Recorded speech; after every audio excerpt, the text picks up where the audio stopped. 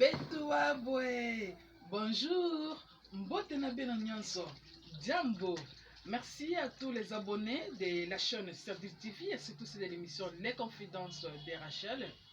Vous qui nous écrivez sans cesse, vous qui réagissez par rapport aux histoires relatées, des histoires vraies. Merci, là je pense particulièrement à ma grande sœur Guylaine Ikupasa Awina, à tonton Gires Isas, au docteur Dieudonné Mwangele, à Sista Titi Mondo, à maman Karine, Nzamba Pambolabino, maman Kapi, Nzamba Pambolabino, partout où vous êtes éparpillés dans le monde entier, vous suivez l'émission Les Confidences de Rachel.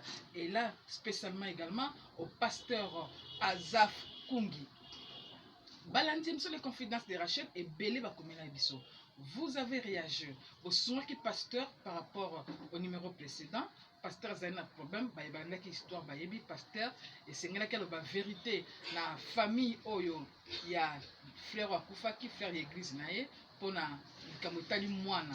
Alors, et Belé Balobi na Biso était pasteur a benga vevwana basolola basambela.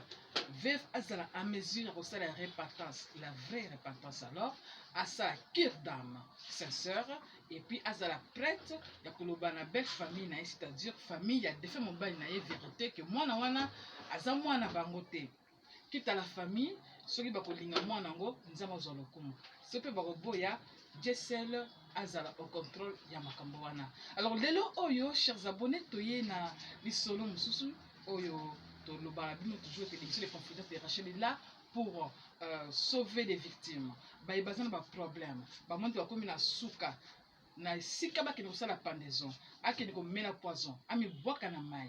Toi as misala mabe en tout cas benga biso pardon tout cela na maman kendinge frère Guy Marcel. Aoude ko benga biso bi ma Rachel. Boya une équipe na bino vraiment pour les cambo ezoli les kangata foyer na ngana zo risquer les ba na ngai beba na zo risquer moi si na ngai vraiment na perdre et zo bangisa makasi tokendaki.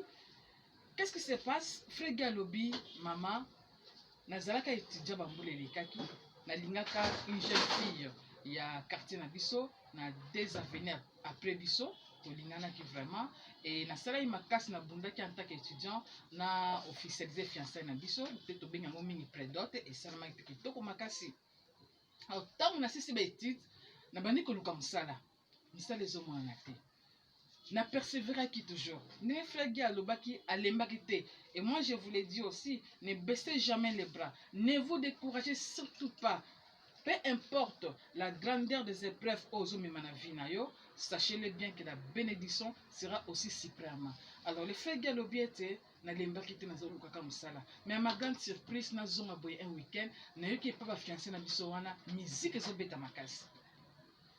Je me suis dit mais elle m'a rien dit.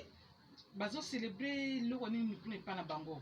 Na meki comme renseigner, ba bisinga été Guy fiancé na yo a décidé à bala na mobile mususu parce que yo zo musalate, zo bala été, o yo munisaye tout ça.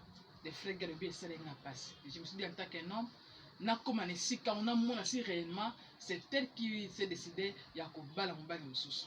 Frère Galobi qui a battu me n'est pas ba fiancé na wana, a moni pendenge peut-être salma fête salma pesana na esengo nande mobala zokota bazotandela ba maputa comme vous savez chez nous na kati ya coutume africaine tozala biloko wana do maputa penza fête bato bazoganga fragi maleme azongi pa na bango alelaki 2 jours après a eu décision à se déplacer à mon état que na Congo Brazza il n'y a pas de connaissance na yemoko. Vous savez que nous sommes les pays les plus proches du monde, le Congo Brazza et le Congo Kinshasa baza penza très proches, très voisins quoi. Alors il y a que les frères Congo ici aux Kabulabi so frère qui a Congo Brazza pas bande connaître tout na vendu kuna et quelques mois après un de ses amis a rappelé Abigi tu reviens parce que fiancé na wana mobile na ba voyager na bango. Frère Gazon Kishasa a persévéré toujours comme ça là, Nzambe a pambolé enfin, a dit musala kitoko et a eu décision à bala pe a bali moi sinaye o ye place Ligi Makasi sika tozolo babazali ya la mwana moko. Quelques mois après, à mon téléphone est sonné à Talaboye, c'était un numéro, il y a un des pays africains, mais à Yambi, c'est cette sœur là, cette fiancée là, cette ex là à Benga le binogi, je reviens à Kinshasa. Les frères Guy, oh non, moi je reviens dans ma belle au ça. Les frères Guy se dit bon, de toutes les façons, Ayate et Taningate. Moi je n'ai plus de compte à rendre dans ma relation aux Zalaki Namo, mais connaissance c'est Tikala quand même, pas mes athées. Alors quelques jours après, avec ce téléphone de Léli, c'est la sœur là de l'ex-fiancé là, à Bengi frère Gabi, il y a tout à Nesikatel, frère Guipé, à Zagina Ndakumba Moko, à la Tibilamba, à s'échanger, à Bimi Aki. Les frères Guy me disent maman Rachel, tout solo une sœur, c'est Razo Lela, qui libère les Zaki Ayete, Bolongeza les sous-soutés.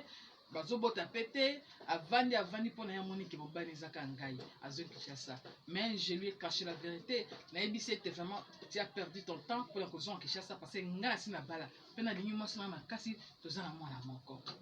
Sera lele lisusu, frère Gazu courage à raccompagner Serwana et sera za futela na un de ses flats et frère Gazu nanda kunaye. Azonga na butu makasi balali. Na tongo mo sala na muki a ici frère Galubi. Obimaki brusquement. Tu m'as rien dit? Au lati kitoko kei. Et plus encore, aux zones na ermo tardive. Et ça ni no keneki wapi. Frère Gaël ici maman na bomba ki vérité te. J'ai dit à ma femme la vérité. Na ici était. Oyebi histoire na bité que serment boy, chancement boy, ali se voir nga boy. Oui. Alors aye ki chassa ndi abenga ngai. Nde sika bitumbe bandi. Chers abonnés, moi si à frère Galobi non c'est que les hommes aux bombelanga parce que d'abord premièrement de telles sorties tu ne pouvais pas partir sans me dire donc on s'appelle prêt pour accompagner yo.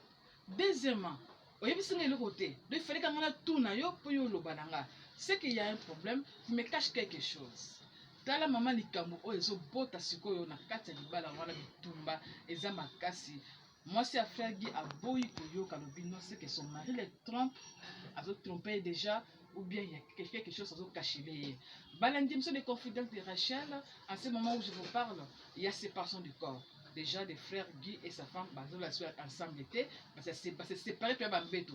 Donc, problème, ils allaient wana. Alors, vous voulez réagir au lingotin de la frère Guy Nini, au lobanaï Nini, qu'est-ce qu'il peut faire? Tozamba message na bino bokomé na biso totanga yango mpe na présence ya mwasi na ye amoi kandima biso aza motema mikitisa totanga bamessage bacontribution na bino mpona kosunga libala ya frère Guy na mwasi na ye. Mon numéro est toujours le même, le plus 243 9 98 18 14 31 sur WhatsApp. Nous attendons vos avis pour n'est-ce pas sauver ces mariages aux autres. Que mon Dieu vous bénisse abondamment. On se retrouve prochainement avec un autre numéro, bien sûr, sur la même chaîne, sur TV, l'émission Les Confidences de Rachel. Ciao.